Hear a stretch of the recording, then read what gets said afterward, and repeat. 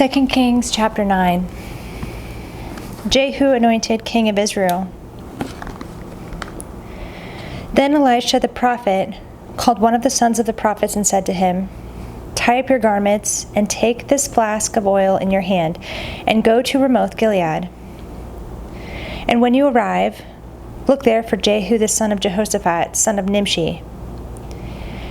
And go in and have him rise from among his fellows and lead him to an inner chamber. Then take the flask of oil and pour it on his head and say, 'Thus says the Lord, I anoint you king over Israel.' Then open the door and flee. Do not linger." So the young man, the servant of the prophet, went to Ramoth Gilead. And when he came, behold, the commanders of the army were in council. And he said, "I have a word for you, O commander." And Jehu said, "To which of us all?" And he said, "To you, O commander." So he arose and went into the house. And the young man poured the oil on his head, saying to him, "Thus says the Lord, the God of Israel, I anoint you king over the people of the Lord, over Israel. And you shall strike down the house of Ahab your master, so that I may avenge on Jezebel the blood of my servants, the prophets, and the blood of all the servants of the Lord. For the whole house of Ahab shall perish, and I will cut off from Ahab every male, bond or free, in Israel. And I will make the house of Ahab like the house of Jeroboam the son of Nebat, and like the house of Baasha the son of Ahaziah. And the dog shall eat Jezebel in the territory of Jezreel, and none shall bury her." Then he opened the door and fled. When Jehu came out to the servants of his master, they said to him, "Is all well? Why did this mad fellow come to you?" And he said to them, "You know the fellow and his talk." And they said, "That is not true. Tell us now." And he said, "Thus and so he spoke to me, saying, 'Thus says the Lord, I anoint you king over Israel.' Then in haste every man of them took his garment and put it under him on the bare steps, and they blew the trumpet and proclaimed, 'Jehu is king.'" Jehu assassinates Joram and Ahaziah. Thus Jehu the son of Jehoshaphat, the son of Nimshi, conspired against Joram. Now Joram with all Israel had been on guard at Ramoth Gilead against Hazael, king of Syria. But King Joram had returned to be healed in Jezreel of the wound that the Syrians had given him when he fought with Hazael, king of Syria. So Jehu said, "If this is your decision, then let no one slip out of the city to go and tell the news in Jezreel." Then Jehu mounted his chariot and went to Jezreel, for Joram lay there, and Ahaziah, king of Judah, had come down to visit Joram. Now the watchmen were standing on the tower in Jezreel, and he saw the company of Jehu as he came and said, "I see a company." And Joram said, "Take a horseman and send to meet them, and let him say, 'Is it peace?'" So a man on horseback went to meet him and said, "Thus says the king, 'Is it peace?'" And Jehu said, "What do you have to do with peace? Turn around and ride behind me." And the watchman reported, saying, "The messenger reached them, but he is not coming back."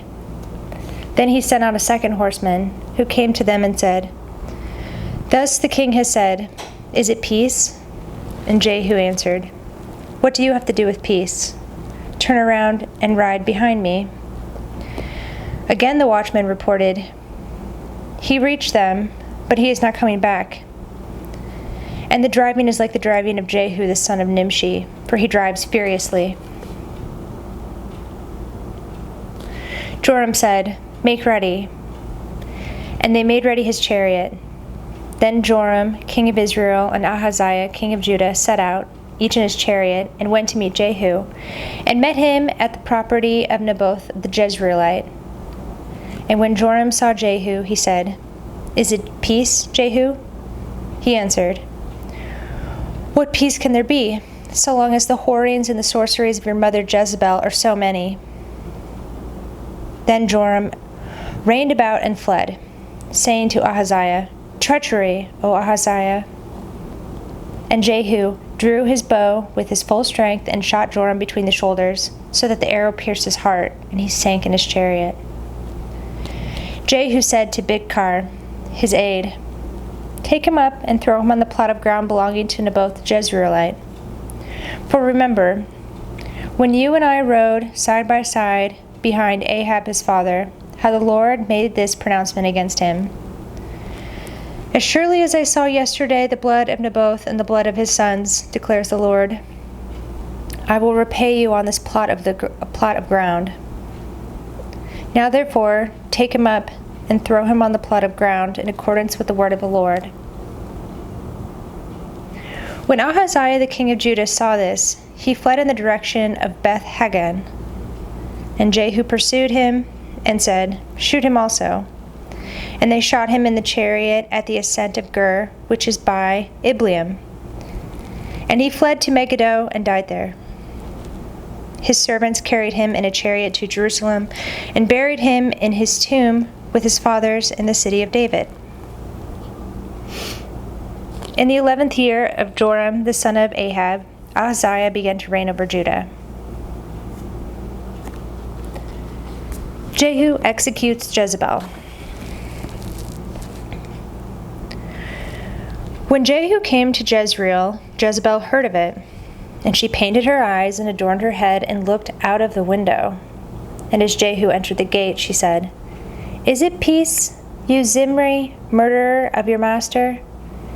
And he lifted up his face to the window and said, "Who is on my side? Who?"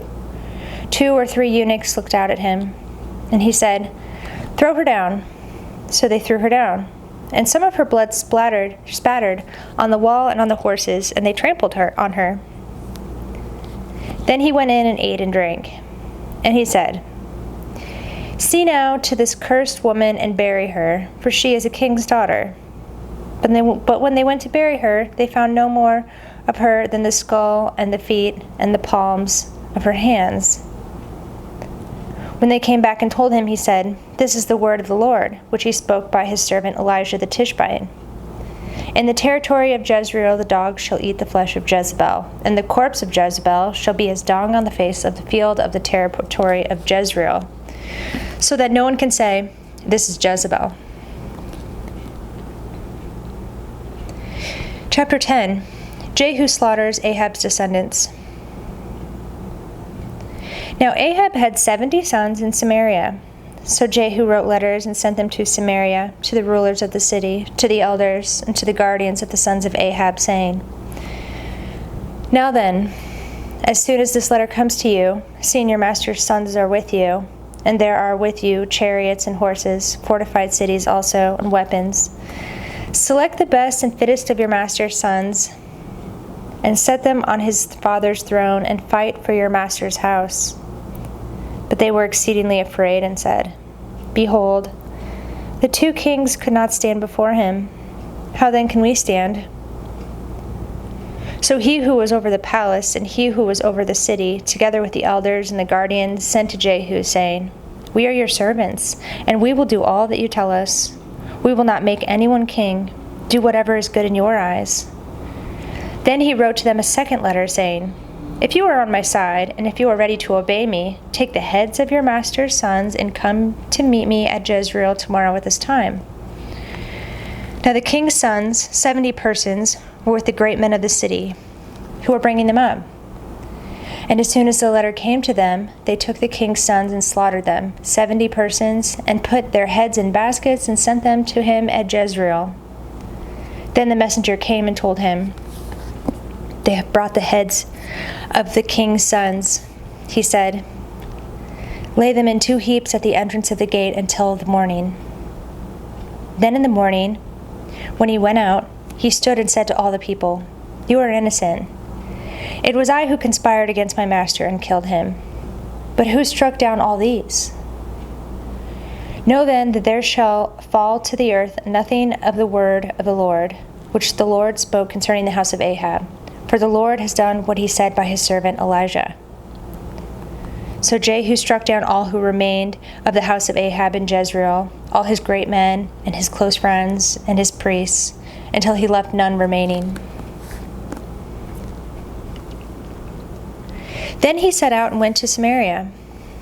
On the way, when he was at Beth-eked of the shepherds, Jehu met the relatives of Ahaziah, king of Judah, and he said, "Who are you?" And they answered, "We are the relatives of Ahaziah, and we came down to visit the royal princes and the sons of the queen mother." He said, "Take them alive." And they took them alive and slaughtered them at the pit of Beth-eked, 42 persons, and he spared none of them.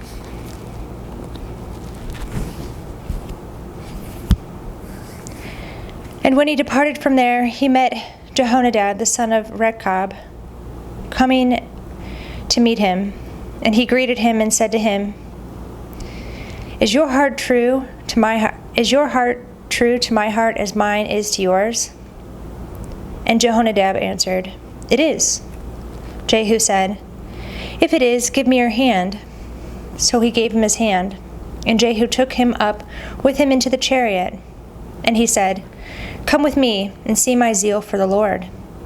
So he had him ride in his chariot. And when he came to Samaria, he struck down all who remained to Ahab in Samaria, till he had wiped them out, according to the word of the Lord that he spoke to Elijah. Jehu strikes down the prophets of Baal. Then Jehu assembled all the people and said to them, "Ahab served Baal a little, but Jehu will serve him much. Now therefore call to me all the prophets of Baal, all his worshippers and all his priests. Let none be missing, for I have a great sacrifice to offer to Baal. Whoever is missing shall not live." But Jehu did it with cunning in order to destroy the worshippers of Baal. And Jehu ordered, "Sanctify a solemn assembly for Baal." So they proclaimed it. And Jehu sent throughout all Israel, and all the worshippers of Baal came, so that there was not a man left who did not come. And they entered the house of Baal, and the house of Baal was filled from one end to the other. He said to him who was in charge of the wardrobe, "Bring out the vestments for all the worshippers of Baal." So he brought out the vestments for them. Then Jehu went into the house of Baal with Jehonadab, the son of Rechab. And he said to the worshippers of Baal, "Search and see that there is no servant of the Lord here among you, but only the worshippers of Baal." Then they went in to offer sacrifices and burnt offerings. Now Jehu had stationed 80 men outside and said, The man who allows any of those whom I give into your hands to escape shall forfeit his life. So as soon as he made an end of offering the burnt offering, Jehu said to the guard and to the officers, "Go in and strike them down. Let not a man escape." So when they put them to the sword, the guard and the officers cast them out, and went into the inner room of the house of Baal, and they brought out the pillar that was in the house of Baal and burned it. And they demolished the pillar of Baal and demolished the house of Baal, and made it a latrine to this day. Jehu reigns in Israel. Thus Jehu wiped out Baal from Israel. But Jehu did not turn aside from the sins of Jeroboam the son of Nebat, which he made Israel to sin, that is, the golden calves that were in Bethel and in Dan. And the Lord said to Jehu, "Because you have done well in carrying out what is right in my eyes, and have done to the house of Ahab according to all that was in my heart, your sons of the 4th generation shall sit on the throne of Israel." But Jehu was not careful to walk in the law of the Lord, the God of Israel, with all his heart. He did not turn aside from the sins of Jeroboam, which he made Israel to sin. In those days the Lord began to cut off parts of Israel. Hazael defeated them throughout the territory of Israel, from the Jordan eastward, all the land of Gilead, the Gadites, and the Reubenites, and the Manassites, from Arar, which is by the valley of Arnon, that is, Gilead and Bashan. Now the rest of the acts of Jehu and all that he did, and all his might, are they not written in the book of the Chronicles of the kings of Israel? So Jehu slept with his fathers, and they buried him in Samaria.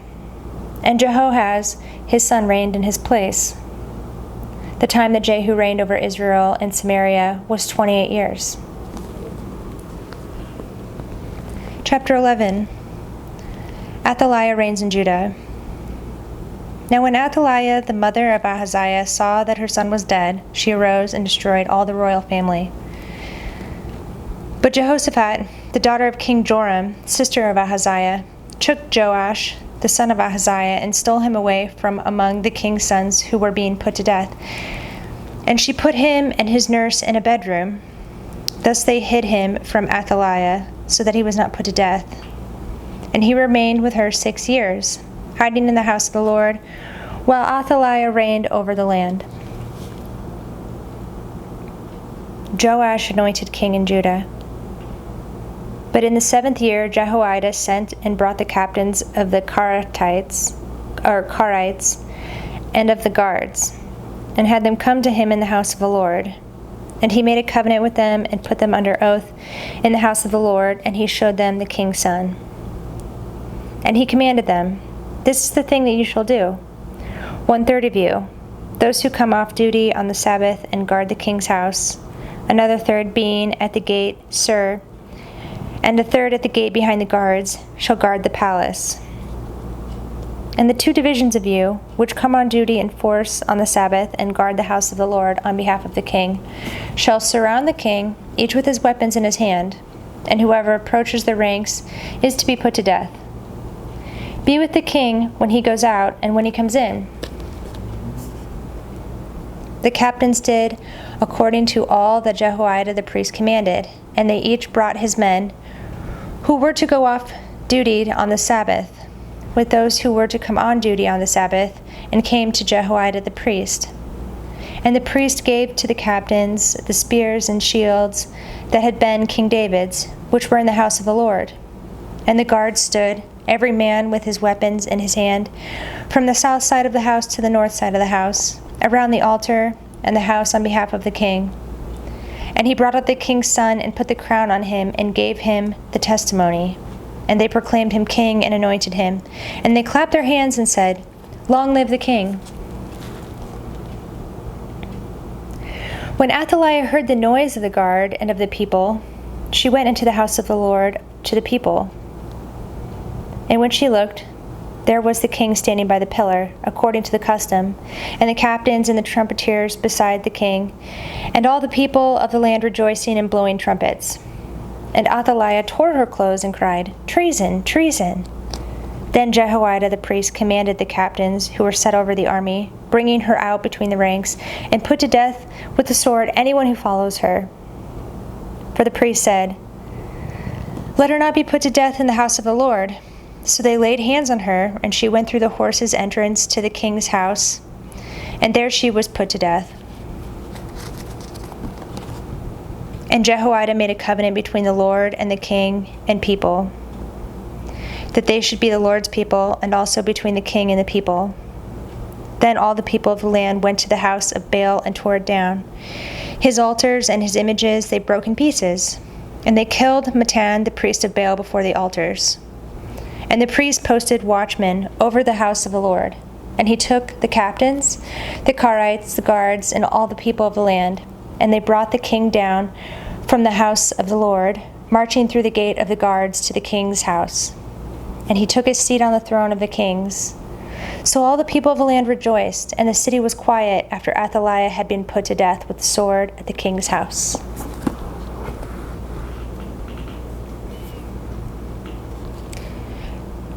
Jehoash reigns in Judah. Jehoash was 7 years old when he began to reign,